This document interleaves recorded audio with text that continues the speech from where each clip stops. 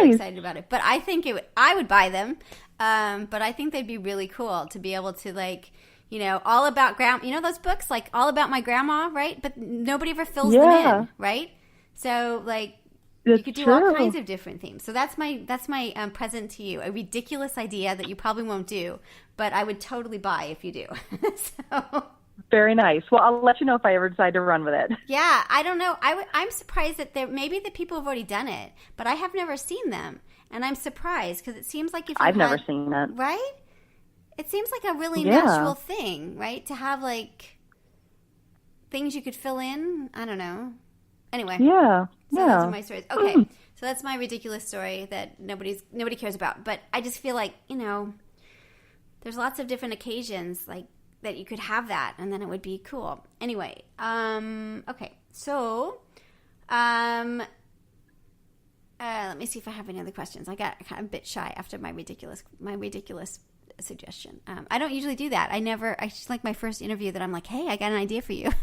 so I apologize. I like it. All right. So do you have any, like we're close to we did pretty good on the half-hour mark.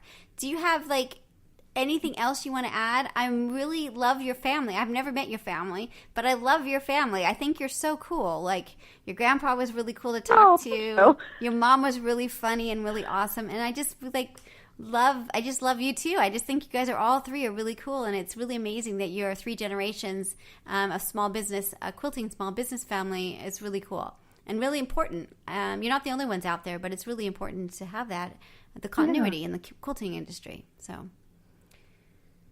I think so. Yeah. So, okay. Any other thoughts before we end? Oh, gosh. Not that I can think of. Cool.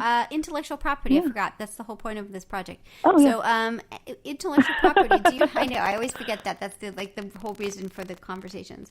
Do you have issues that and again, if you do not want to talk about this part, we can end.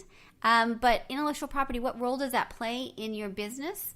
And if you want it private, I can turn off the tape before we begin this part. No, I'm happy to be on record for it. Okay. So I'm sorry. How did you kind of word the question again? Intellectual property. Just in like our what role business? does it play? Like what role does it play? Because you were talking about like the ink. That's a trade secret. Like you keep it secret so people don't know. But like what other aspects what other elements of intellectual property touch the business? Like what areas are you like concerned with or sort of? Yeah. I would say. I mean, I feel like it affects our industry a lot more than other industries would because there's so much design involved and so much intellectual property involved. We have been very careful to protect our design work, where we can. I'm sure my mom probably talked to you about, public domain versus, stuff that we have copyrighted. Right. And so we're very careful to copyright our own designs. We're also very careful to make sure that something we're printing or something we're making is not copyrighted by somebody else. Right. Both with the Stencil Company and Harrison House Designs, if we ever custom cut something or custom print something, I have to have at least a good faith agreement that this is your original artwork, and that it doesn't belong to somebody else. I've gotten printing orders through Harrison House before that actually come to me and have somebody else's name on it. Wow. And I'll say, I need something in writing that says this designer gave you permission. And they always do. I've never had any issues with that. But, we've had people approach us about cutting stencils and they'll say, oh, I found this design in a book. And I'll say, well, we can't. Because, we want to be just as good about observing it as we are about, making sure other people observe it for us. So I think it is something that's really important. And, anytime people steal intellectual property, steal designs, I think it just kind of dilutes the art anyway. Quilting is filled with so many talented people. And I think, there's so much talent to go around that it doesn't make sense to steal something. And like I was talking before about how we're such a tight-knit community, it even though the quilting industry is huge, everyone kind of knows everyone. So it's something that is kind of a code of honor, I think, that designers and teachers you can't steal designs and, look out for each other. If we ever have instances where, we feel that our designs have been used, and then we find out that maybe another companies have been used as well, we'll contact the other company and say, you should look into this. So, I do think it's something that we're all pretty good about. Something that an issue that we're starting to run into is how copyright and trademark is handled overseas. Yes. Companies, we've had Chinese companies that have approached us about making our products, and it's something that we're not really interested in because of the way that copyright is handled and, trademarks and everything are handled. Yeah. We're not comfortable giving our products up, unless we feel like we would have a legal leg to stand on there. Yeah. So, and, at the same time, we've certainly shied away from doing business with some of these like Chinese companies because we can see in their catalog that they are violating copyright restrictions or, copyrights that other companies have, say like they're making a ruler that looks just like an OmniGrid ruler. So just on principle, we won't do business with them. But yeah, I don't know. I guess it's one of those things you have to protect yourself, even though you wish you didn't. Yeah. You don't think you should have to, Yeah, I think it's just part of life. I mean, you have business insurance and copyright issues, and it's just part of like one more thing. Yeah. I guess, Yeah. I think too, going back to the whole idea of social media too, I feel like social media has actually made it easier for people to steal things. Hugely, yeah. Right. Being able to go online and print something off that you've seen online, or, look at a pattern online and copy it. It's so much easier than when you had to actually go to the store or go to a quilt show. So it is definitely a fine line between trying to battle that while also not, if you lock down your site so much that people can't interact with your website. I've been on ones before where people put the watermark symbols across their photos so people can't use them. And I think there's a certain design element there that it just looks bad. So, we kind of just assume good faith that our customers are going to go on our website, like what they see and order it. So. Hey, do you use Pinterest at all to get people? We do. You do? Yeah? Pinterest is actually the single source that we get the most traffic to our website from. Really?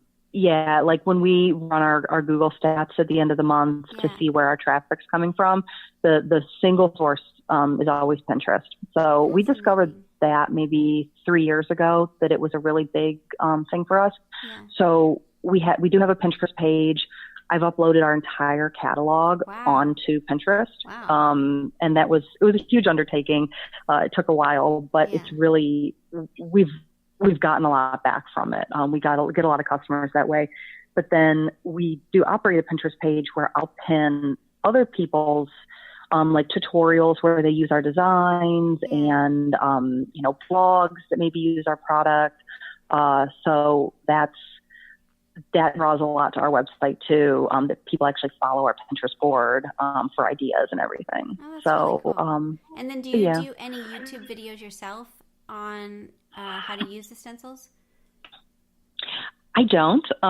My grandfather did videos, and my mom has never really had any interest in doing videos herself, and I don't really consider myself enough of a quilter to do videos. I think at some point that's going to have to change. That my mom and I are going to have to get more comfortable with that. Yeah. But I don't know. Maybe it's like my art background, but I'm more of a just like fake it kind of person. Like, I'm going to pretend like I know what this is until I actually do. That's funny. So I actually, when I was in grad school, I was I was up against a bunch of people trying to get a full, like a fellowship for my tuition. And so I wrote up this really good resume and I embellished a little bit. And one of the things I put on it was that I knew how to quilt. And I was just like, whatever, I'm just going to throw it on there because I know how to quilt. And they actually ended up hiring me as an adjunct to teach the quilting class. And I really didn't know how to quilt. I didn't.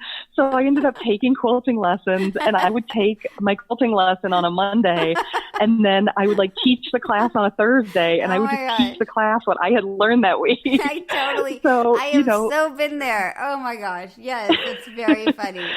Very funny. That was my total roundabout way to learn how to quilt, because at that point I hadn't really ever learned how to. So I finally learned when I was in my 20s, just so I could teach this class and get my tuition paid. So that's more where I come from, that I'm willing to just be like, yes, I know exactly how to do that. And then I run out and learn how to do it really quick. So I think maybe, we could start doing more YouTube videos and capitalize on what we do know and just don't mention that we're not really quilters. Right. Okay, super important. Two last questions. One, do you take your kids to quilt shows? That would be... So when my firstborn was born, I was so excited. He was going to be a quilt show baby, and I was going to take him to quilt shows. And I did for about 2 years. Took him to every quilt show. He rode in the van. He was the quilt show kid. He crawled around. It was great. And then when I got pregnant with my second, I was like, I can't do this anymore. I was outmanned, and I said, I just can't. But luckily at the same time, the Stencil company, the office business was taking off so much that I needed to stay behind, and I couldn't do shows anymore. So my daughter has not had the same quilt show experience as my son has, but I'm hoping when they're old enough to not run out into traffic, they can actually come back to quilt shows and have that same cool quilt show experience that I did. And what quilt set? Love that. What quilt shows are you going to be at upcoming? Do you have any upcoming shows? The Stencil company? Yeah. Which ones? Let's see. Coming up next is the Lancaster Quilt Show, which not only are we vendors, but my mom and I actually run and organize that quilt show. Cool. We are the show promoters as well, so we're double hats at that show. That's my favorite. I love that show so much. So that's coming up in 3 weeks. Cool. And then after that's Paducah, Kentucky, which is big quilt week in Paducah. So that's we'll come visit you. We're going. Oh, how exciting! Yes, I won't have be my there, quilting but my army. mom There's will. I think 5 or 7 of us going. It's like a whole big team, so it'll be really. Oh, that's exciting! Yeah, you're gonna love it.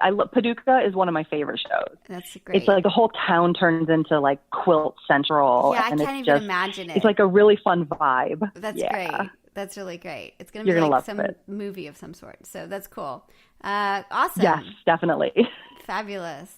Well, this is so great. I'm so psyched. Thank you for chatting. It really does it was incomplete without your part of the story. It really was. They kept talking about you. Thank you. But it was not the same. So this is great. And I can't wait to experience more of the things you guys are doing. I love your stuff. It's really great.